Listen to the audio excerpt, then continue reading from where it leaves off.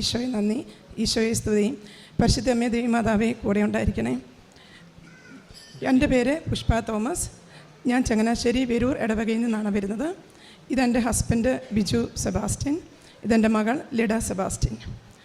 പരിശുദ്ധ അമ്മ വഴി ഈശോ നൽകിയ നിരവധിയായ അനുഗ്രഹങ്ങളിൽ പറയുന്നതിന് വേണ്ടിയാണ് ഞാനിവിടെ നിൽക്കുന്നത്. 2023 ജൂലൈ 27 രാവിലെ എൻ്റെ ഹസ്ബൻഡ് ബിജു വീട്ടിലെ ചെറിയ വർക്ക് ചെയ്യുന്നതിനിടയ്ക്ക് ഗ്രൈൻഡർ മിഷൻ നെഞ്ചത്ത് കൊണ്ട് ആഴത്തിൽ മുറിവേറ്റു. എന്നെ വിളിക്കുന്നത് കേട്ടാണ് ഞാൻ ഓടി ചെല്ലുമ്പോൾ നെഞ്ച് തുറന്ന് ബ്ലഡ് ഒഴുകുന്നതാണ് കണ്ടത്. എന്താ ചെയ്യേണ്ടതെന്ന് അറിയത്തില്ല. പെട്ടെന്ന് മരവിച്ചു പോയി. ഞാൻ അവനോട് പറഞ്ഞു മിഷീൻ്റെ സ്വിച്ച് ഓഫ് ചെയ്യാൻ പറഞ്ഞു. മിഷൻ താഴെ കിടക്കുമായിരുന്നു. ഞാനത് സ്വിച്ച് ഓഫ് ചെയ്തിട്ട് യാന്ത്രികമായിട്ട് തന്നെ കയ്യെ പിടിച്ചുകൊണ്ട് വന്നു. ഡ്രസ്സ് മാറാം എന്ന് പറഞ്ഞെങ്കിലും പെട്ടെന്ന് എൻ്റെ മനസ്സിൽ പറഞ്ഞു, താഴെ പോയെങ്കിൽ എങ്ങനെ കാറിൽ കയറ്റും.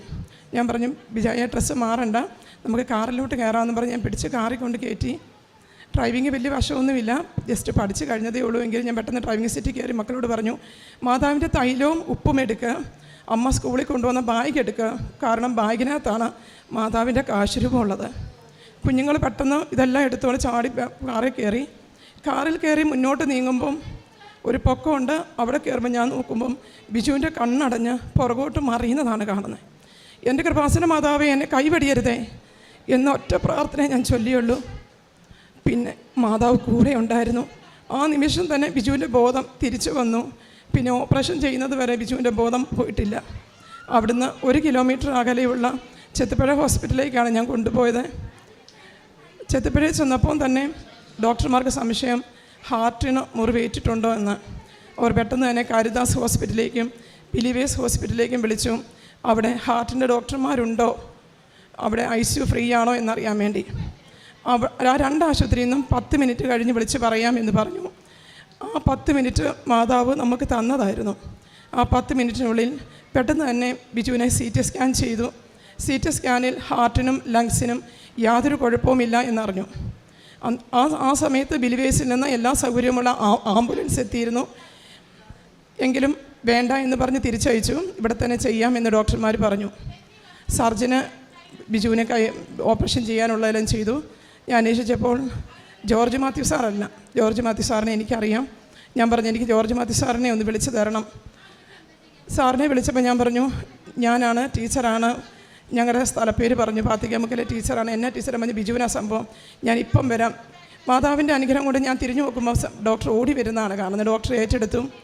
അവിടുന്ന് ബിജുവിനെ ഓപ്പറേഷൻ ചെയ്യാൻ വേണ്ടി കൊണ്ടുപോയി. പക്ഷേ പ്രഷർ ഒട്ടുമില്ല, ലോ പ്രഷറാണ്. ഞാൻ ആ സമയത്തെല്ലാം ആശുപത്രി വന്ന സമയത്ത് തന്നെ ബിജുവിൻ്റെ നെറ്റിയിൽ മാതാവിൻ്റെ തൈലവും നെഞ്ചത്ത് മാതാവിൻ്റെ തൈലവും തേച്ച് പ്രാർത്ഥിച്ചു. മാതാവിൻ്റെ കാശുരൂപം തലയിൽ കൈവച്ച് പ്രാർത്ഥിച്ചു. പേടിക്കേണ്ട, മാതാവ് കൂടെയുണ്ട്.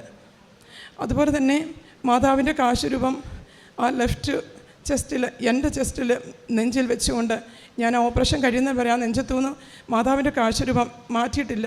ഞാൻ മാതാവിനോട് പറഞ്ഞു, അമ്മ ആ പൊക്കി പിടിച്ചിരിക്കുന്ന കൈ, അമ്മയുടെ ആ കൈ ബിജുവിൻ്റെ നെഞ്ചത്ത് തന്നെ വെക്കണം, അവിടുന്ന് മാറ്റരുത്. അത് കഴിഞ്ഞാണ് പ്രഷറൊക്കെ ലോ പ്രഷറാണെന്ന് അറിയുന്നത്. പെട്ടെന്ന് ഞാൻ ഓർത്ത് മാതാവിൻ്റെ ഉപ്പ് കൊടുക്കാം. ICUവിൽ സിസ്റ്ററിൻ്റെ അടുത്ത് ചെന്നിട്ട് ഞാൻ പറഞ്ഞു, സിസ്റ്ററെ മാതാവിൻ്റെ ഉപ്പ് ഒന്ന് കൊടുക്കാമോ? സിസ്റ്റർ പറഞ്ഞു, മോളെ അങ്ങോട്ട് കയറ്റാൻ പറ്റുകയില്ല. ഞാൻ പറഞ്ഞു, ഇത് കൃപാസനത്തിലെ മാതാവിൻ്റെ ഉപ്പാണ്, ഇത് പുതിയ ഉപ്പാണ്. സിസ്റ്റർ ഒരു ശകലം വിശ്വാസപ്രമാണം ചൊല്ലി കൊടുത്താൽ മതി. സിസ്റ്ററിൻ്റെ വിശ്വാസപ്രമാണം അറിയാമോ ചൊല്ലാൻ ചോദിച്ചു. എനിക്കറിയാം, ഇങ്ങതാ ഞാൻ കൊണ്ടുപോകാമെന്ന് പറഞ്ഞ് സിസ്റ്റർ എൻ്റെ നിന്ന് മേടിച്ച മാതാവിൻ്റെ ഉപ്പ് വിശ്വാസപ്രമാണം ചൊല്ലി തന്നെ കുറച്ച് നേരം ബിജുവിൻ്റെ കയ്യെ പിടിച്ച് പ്രാർത്ഥിച്ചെന്ന് പറഞ്ഞു. എന്നിട്ട് വിശ്വാസപ്രമാണം ചൊല്ലി വായിലിട്ട് കൊടുത്തു. പ്രഷർ കൂടി യാതൊരു കുഴപ്പമില്ലാതെ ഓപ്പറേഷൻ ചെയ്ത് ബിജു പുറത്ത് വന്നു. എല്ലാവരും പറഞ്ഞു 1-2 ആഴ്ചയെങ്കിലും എടുക്കും കവർ ചെയ്യാൻ. പക്ഷേ വ്യാഴാഴ്ച ആശുപത്രിയിൽ ചെന്ന ബിജു ശനിയാഴ്ച തന്നെ വീട്ടിലെത്തുകയും എല്ലാം സ്വയം ചെയ്യാനുള്ള കഴിവും ബിജുവിനുണ്ടായിരുന്നു. ഒരു ദിവസം പോലും ഞാനൊരു ടീച്ചറാണ്, എനിക്കൊരു ദിവസം പോലും ലീവ് എടുക്കേണ്ടതായിട്ട് വന്നില്ല. തിങ്കളാഴ്ച മുതൽ എനിക്ക് സ്കൂളിൽ പോകാനും പറ്റി. 1 മാസം കറക്റ്റ് ഓഗസ്റ്റ് 27 ഞങ്ങൾ ഈ മാതാവിൻ്റെ നടക്കിൽ വന്നു. മാതാവിന് നന്ദി പറഞ്ഞു. തിരിച്ച് ബിജു വണ്ടിയൊന്നും ഓടിക്കലെന്ന ഡോക്ടർ പറഞ്ഞെങ്കിലും യാതൊരു കുഴപ്പമില്ലാഞ്ഞു. തിരിച്ച് ബിജു അങ്ങോട്ട് കാർ ഓടിച്ച് പോവുകയും ചെയ്തു. മാതാവ് തന്ന ഈശോ വഴി ഞങ്ങൾക്ക് നേടിത്തന്ന ഈ അനുഗ്രഹം ഒത്തിരി നന്ദി പറഞ്ഞാൽ മതിയാവുകയില്ല. കാരണം വീണ്ടും ചെക്കപ്പിലൊക്കെ ചെല്ലുമ്പോൾ ജോർജ് മാത്യു സാറ് ബിജുവിനെ കാണുമ്പോൾ വിളിക്കുന്നത് ദൈവാനുഗ്രഹമുള്ള മനുഷ്യ എന്നാണ്. കാരണം റിബ്സിനൊക്കെ പൊട്ടലുണ്ടായിരുന്നു. 2.5 ഇഞ്ചും കൂടി മതിയായിരുന്നു ഹാർട്ട് തൊടാൻ. 2.5 mm മതിയായിരുന്നു ഹാർട്ട് തൊടാൻ. ആ ഹാർട്ടിലൊന്നും തൊട്ടാൽ അപ്പോൾ അവിടുത്തെ തോമസ് ബസ് സാർ എന്നെ കണ്ടപ്പം പറഞ്ഞു, പുഷ്പയുടെ പ്രാർത്ഥനയാണ്, അല്ലെങ്കിൽ ഹാർട്ടിൽ തൊട്ടിരുന്നെങ്കിൽ ബിജുവിനെ കിട്ടത്തില്ലായിരുന്നുവെന്ന്. എപ്പോഴും മാതാവിനോടാണ് പ്രാർത്ഥിച്ചുകൊണ്ടിരുന്നത്. എപ്പോഴും മാതാവിനോട് പ്രാർത്ഥിച്ചുകൊണ്ടാണ് ഇരിക്കുന്നത്. പ്രാർത്ഥിക്കാനുള്ളൊരു വരവും മാതാവ് എനിക്ക് തന്നിട്ടുണ്ട്. രണ്ടാമതായിട്ടുള്ള സാക്ഷ്യം, എൻ്റെ തൈറോയിഡിൻ്റെ അസുഖം. എനിക്ക് തൈറോയിഡ് തീരെ കുറവായിരുന്നു. അപ്പം മരണം വരെ ഗുളിക കഴിക്കണമെന്നാണ് ഡോക്ടർ പറഞ്ഞിരുന്നത്. ഞാനിവിടെ 2021 മാർച്ച് 29 ഇവിടെ വന്ന് ഉടമ്പടി എടുക്കുന്നത്. അതിനുശേഷം ഞങ്ങൾക്കെല്ലാവർക്കും ബഹുമാനപ്പെട്ട ജോസഫ് അച്ഛനെ കാണാനും അച്ഛൻ്റെ കൈവെപ്പ് വഴി അനുഗ്രഹം നേടാനും സാധിച്ചിട്ടുണ്ട്. അന്ന് അച്ഛനോട് ഞാൻ തൈറോയ്ഡ് അസുഖമാണെന്ന് പറഞ്ഞപ്പോൾ അച്ഛൻ്റെ തൊണ്ടയെ കൈവച്ച് പ്രാർത്ഥിച്ചു കഴിഞ്ഞ് ഞാൻ വീട്ടിൽ ചെന്നപ്പം മുതൽ എനിക്ക് പിറ്റേ ദിവസം തൊട്ട് ഗുളിക കഴിക്കണ്ട എന്ന് തോന്നലായി. എന്നോടെല്ലാവരും കഴിക്കണം, ഡോക്ടർമാർ പറയാതെ നിർത്തല്ലേ എന്ന് പറഞ്ഞു. ഞാൻ പറഞ്ഞു എൻ്റെ വിശ്വാസമാണ്. അന്ന് മുതൽ ഞാൻ തൈറോയിഡിൻ്റെ ഗുളിക കഴിച്ചില്ല. 2, 3, 4, 5 പ്രാവശ്യമൊക്കെ ഞാൻ അതിൻ്റെ ചെക്കപ്പൊക്കെ ചെയ്തിട്ടുണ്ട്. യാതൊരു കുഴപ്പമില്ല. അതുപോലെ തൈറോയിഡ് ഇല്ലാത്ത സമയത്ത് എനിക്ക് ഭയങ്കര ഉറക്കം വരുമായിരുന്നു. അതുപോലെ എന്തോ തലയ്ക്കൊരു വിഷമമൊക്കെ പോലെ വരുമായിരുന്നു. ഉപവാസം നിൽക്കാൻ പറ്റത്തില്ലായിരുന്നു. കാരണം അത്രയേറെ എനിക്ക് താന്നു പോകുന്നൊരവസ്ഥയായിരുന്നു. പക്ഷേ എനിക്കിപ്പോൾ അതൊന്നുമില്ല. ഞാൻ 2021 മാർച്ച് മാസം ഉടമ്പടി എടുത്തു കഴിഞ്ഞ് ഈ നിമിഷം വരെ തൈറോയിഡിൻ്റെ ഒരു ഗുളിക പോലും കഴിച്ചിട്ടില്ല. മാതാവിനും ഈശോയ്ക്കും ഒത്തിരി നന്ദി. ഇതെൻ്റെ മകൾ ലിഡ സെബാസ്റ്റ്യനാണ്. കഴിഞ്ഞ വർഷം അവൾ 10ാം ക്ലാസ് ICSE സിലബസിലായിരുന്നു. 96% മാർക്കോടുകൂടി അവൾ പാസ്സായി. അവൾ എല്ലാ ദിവസവും ഈ 10ലെ എക്സാമിൻ്റെ റിസൾട്ടിന് വേണ്ടി ജപമാല ചൊല്ലി പ്രാർത്ഥിക്കുമായിരുന്നു. പ്രത്യക്ഷീകരണ പ്രാർത്ഥന ചൊല്ലുമായിരുന്നു. അവൾ 96% മാർക്കിന് വേണ്ടി മാതാവിനോട് പ്രാർത്ഥിച്ചിരുന്നതെന്ന് പറഞ്ഞു. ഞാൻ 95 കിട്ടണമെന്നാണ് പ്രാർത്ഥിച്ചിരുന്നത്. പക്ഷേ മാതാവ് 96 നൽകി അനുഗ്രഹിച്ചു. ഈ റിസൾട്ടും കിട്ടി. അവൾ ക്രിസ്ത്യോതി സ്കൂളിലാണ് പഠിച്ചിരുന്നത്. വിദ്യാനികേതൻ സ്കൂളിലാണ് പഠിച്ചിരുന്നത്. അവിടെ റിസൾട്ട് കിട്ടിക്കഴിഞ്ഞു. പ്രിൻസിപ്പളിനെയും ടീച്ചർമാരെയും കാണാൻ ചെന്നപ്പോൾ പ്രിൻസിപ്പളും ടീച്ചർമാരും പറഞ്ഞു, അവൾക്ക് ഇത്രയും കിട്ടുമെന്ന് ഞങ്ങളാരും വിചാരിച്ചില്ല. അവൾക്ക് ക്രിസ്ത്യോതി വിദ്യാനികേതനിൽ 3rd പൊസിഷൻ നൽകി മാതാവ് അനുഗ്രഹിച്ചു. അമ്മയ്ക്ക് ഒത്തിരി നന്ദി പറയുന്നു. പിന്നെയുള്ളത്, ഞാനിവിടെ ഉടമ്പടി എടുത്തപ്പോൾ 6 നിയോഗം എഴുതി പേടകത്തിലിട്ടിട്ട് ഇറങ്ങി വന്ന് മാതാവിനോട് പ്രാർത്ഥിക്കുന്ന സമയത്താണ് ഞങ്ങൾക്കൊരു കാറില്ലല്ലോ എന്ന് മാതാവിനോട് പറഞ്ഞ, മാതാവേ കാറില്ല, എനിക്ക് എൻ്റെ അമ്മച്ചയും കൊണ്ടൊക്കെ പള്ളിയിൽ പോകണ ഒരു കാറ് വേണമായിരുന്നു. അത് ഞാൻ ജസ്റ്റ് ഇങ്ങനെ പറഞ്ഞിട്ടേ പോയുള്ളൂ. പക്ഷേ അടുത്ത ഉടമ്പടി പുതുക്കുന്നതിന് മുമ്പ് തന്നെ മാതാവ് ജൂൺ മാസം 2-ാം തീയതി തന്നെ ഞങ്ങളുടെ വീട്ടിലെ കാറെത്തി. മാതാവിൻ്റെ ഉടുപ്പിൻ്റെ നിറമുള്ള കാർ തന്നെയാണ്. ആ കാറുമായിട്ട് വന്ന് ഞാൻ മാതാവിന് അന്ന് തന്നെ നന്ദി പറഞ്ഞായിരുന്നു. പിന്നെ എൻ്റെ അമ്മച്ചിയുടെ വയറ്റിൽ നിന്ന് പോകാൻ വളരെ പ്രയാസമായിരുന്നു. അച്ഛൻ്റെ അടുത്ത് വന്ന് അച്ഛൻ കൈവച്ച് പ്രാർത്ഥിച്ചു കഴിഞ്ഞതിൽ പിന്നെ അമ്മച്ചിക്ക് ആ ഒരു ബുദ്ധിമുട്ട് പൂർണ്ണമായിട്ട് മാറിക്കിട്ടി. ദൈവം നൽകിയ എല്ലാ അനുഗ്രഹങ്ങൾക്കും ഒത്തിരി നന്ദി പറയുന്നു.